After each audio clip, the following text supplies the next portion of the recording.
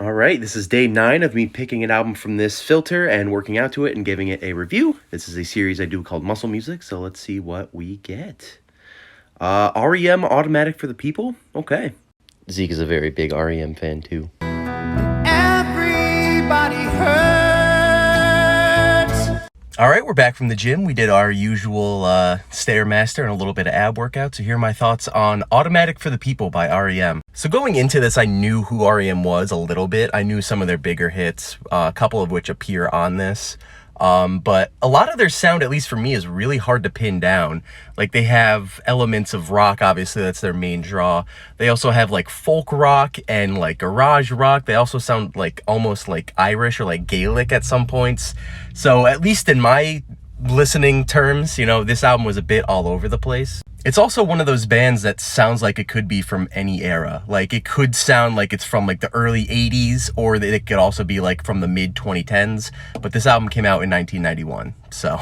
It also blows my mind how popular R.E.M. is. Like, they have tracks with like over 1 billion streams, at least on Spotify. So I guess I was just out of the loop on this one. And this album doesn't necessarily win me over with their sound either. I mean, obviously there are pretty great moments. The track Everybody Hurts is on this, even though I'm not a huge fan of that track.